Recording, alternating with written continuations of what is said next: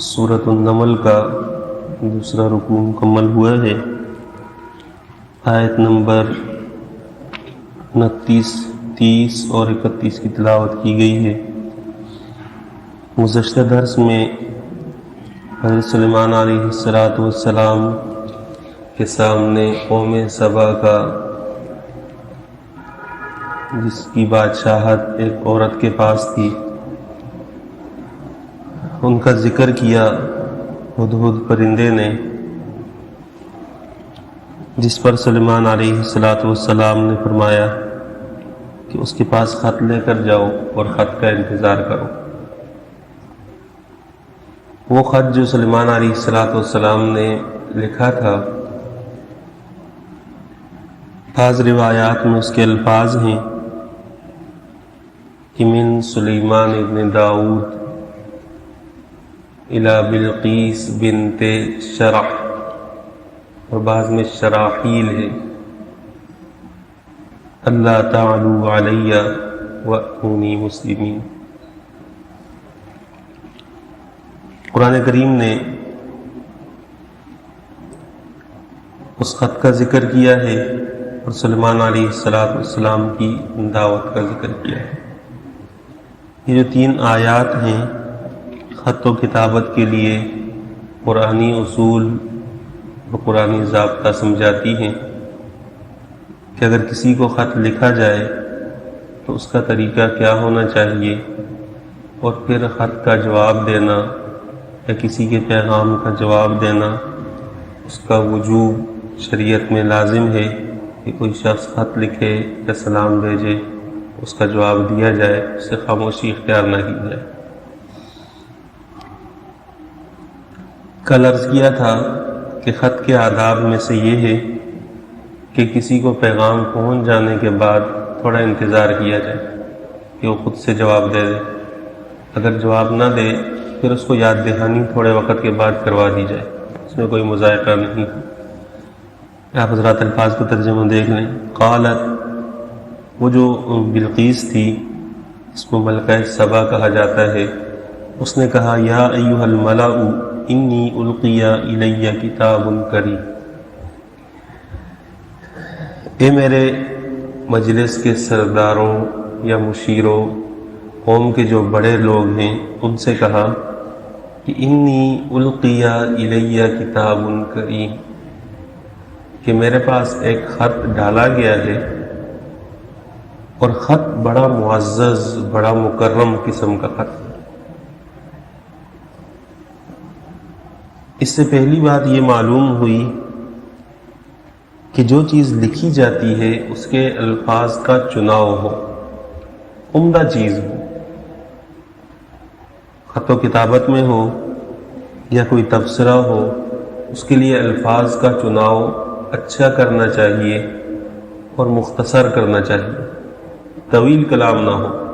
حدیث میں ہے خیر الکلام ما قل و دل، بہترین کلام وہ ہے تھوڑا ہو، مدلل ہو، صاف ستھرا ہو، بات واضح ہو جائے، طول نہ دیا جائے۔ ہمارے زمانے میں یہ جو خط و کتابت کا سلسلہ ہے، اس کی کئی صورتیں ہیں۔ جیسے واٹس ایپ کے ذریعے ہم کسی کو پیغام بھیجتے ہیں، یہ بھی ایک خط ہے۔ اسی طرح بعض چیزیں ایسی ہیں کہ جن پر آپ کے پاس تبصرے کا کھلا راستہ ہوتا ہے۔ مثلا یوٹیوب کی کوئی ویڈیو ہے، اس پہ آپ تبصرہ کر سکتے ہیں، فیس بک پہ کوئی پوسٹ ہے، اس پہ آپ تبصرہ کر سکتے ہیں، لیکن اس میں الفاظ کا چناؤ عمدہ ہونا چاہیے، جو نہیں ہوتا ہے۔ آپ کو 95% الفاظ ایسے ملیں گے کہ ان کو بندہ پڑھ نہیں سکتا ہے، یعنی گالیوں سے ابتدا ہوتی ہے اور گالیوں پہ انتہا ہوتی ہے۔ تو اگر کوئی لکھنا چاہتا ہے یا تبصرہ کرنا چاہتا ہے تو یہ سوچ کر کرے کہ سامنے والا میرے ان الفاظ کے ذریعے کیا اثر لے گا۔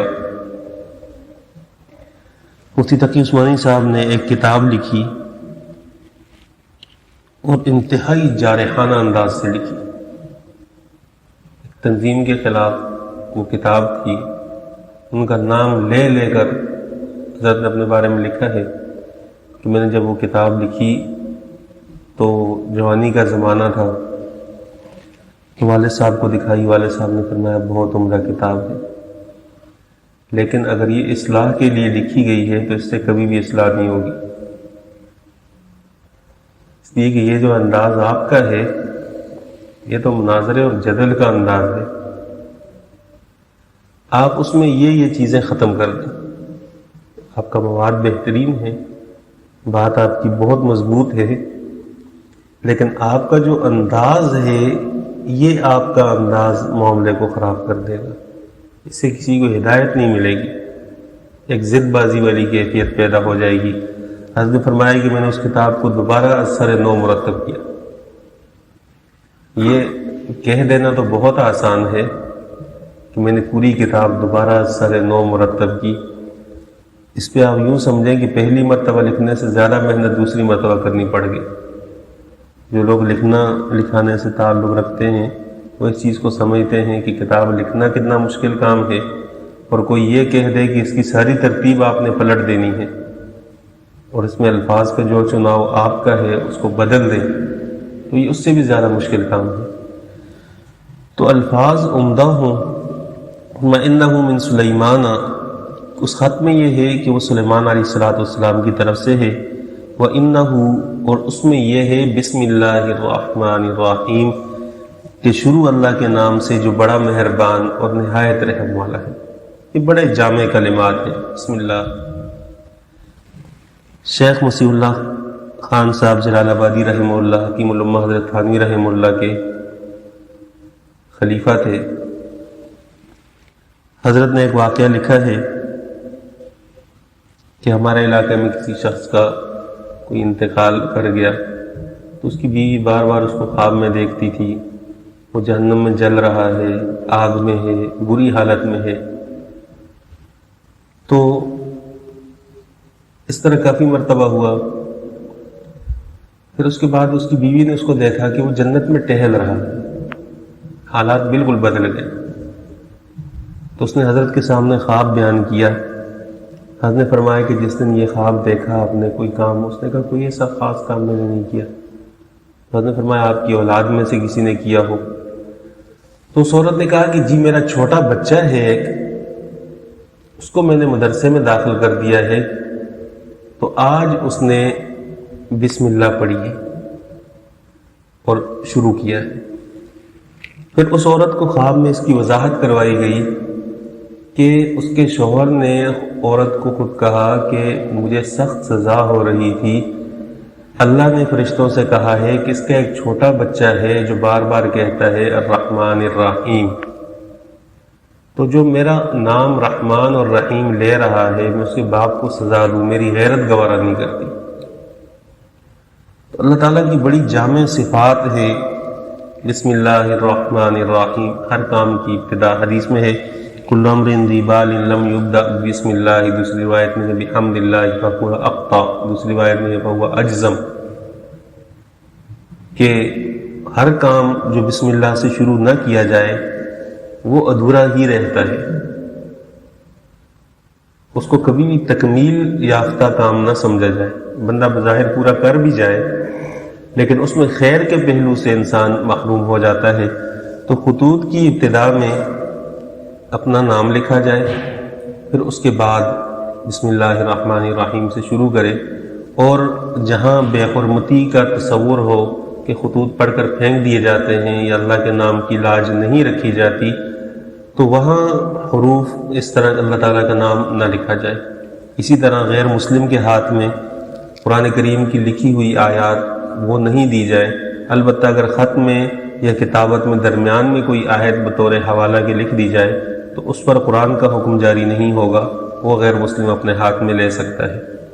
اسی طرح جو خطوط لکھے جاتے ہیں ان میں آخر میں اگر کوئی نام لکھنا چاہے آخر میں بھی لکھ سکتا ہے، بہتر طریقہ یہ ہے کہ شروع میں لکھ لے۔ علامہ آلوسی رحمہ اللہ نے روح المعانی میں اس میں بہت تفصیل سے بحث کی ہے کہ صحابہ کا طرز کیا تھا، پیغمبر صلی اللہ علیہ وسلم کا طرز کیا تھا۔ خلاصہ ساری بحث کا انہوں نے یہ لکھا ہے کہ اپنے سے بڑے کو خط لکھے یا چھوٹے کو خط لکھے، شروع میں اپنا نام لکھ دینا یہ بے ادبی میں شمار نہیں ہوگا۔ چاہے اپنے سے چھوٹے کو خط لکھ رہا ہو یا بڑے کو لکھ رہا ہو. اللہ تعالی علیہ واتونی مسلمین. اب دیکھیں ایک بادشاہ کا خط، ایک پیغمبر کا خط، اور اس کے جملے کتنے مختصر ہیں کہ سرکشی مت کرو ہمارے معاملے میں، اطاعت اختیار کر کے آ جاؤ. بس کوئی لمبی چوڑی تقریر نہیں ہے، سیدھے سادے الفاظ ہیں. ایک پوری قوم کو دین کی دعوت ہے، پوری قوم کو، لیکن اتنے جامع کلمات. مفسرین نے لکھا ہے کہ حضرت سلیمان علیہ السلام نے یہ خط عربی زبان میں لکھا تھا. اللہ تعالیٰ نے ان کو زبانیں سکھائی تھی اور عربی میں لکھا تھا، اور اس کی وجہ یہ تھی کہ جس کو خط لکھا جا رہا ہے بلقیس وہ عربی النسل تھی، تو اس کو یہ خط عربی زبان میں ہی لکھا گیا. اور جس طرح قرآن نے ذکر کیا ہے اسی طرح وہ خط اس تک پہنچا ہے کہ ہمارے معاملے میں سرکشی نہ کرو. مراد اللہ تعالیٰ کی نافرمانی، اللہ تعالیٰ کے مقابلے میں بغاوت، اور اطاعت اختیار کر کے ہمارے پاس آ جاؤ. اس میں انتہائی امانت ہے، دیانت ہے اور مخلصی ہے، اخلاص کے ساتھ یہ دعوت دی گئی ہے جس کے اللہ تعالیٰ نے اثرات دنیا میں دکھائے ہیں. اگلی آیات میں اس ملکہ سبا کی مشاورت کا ذکر ہے، انشاءاللہ کل کے درس میں پڑھ لیں گے. اللہ تعالیٰ سے دعا ہے قرآن تعلیمات پر عمل کرنے کی توفیق عطا فرمائے.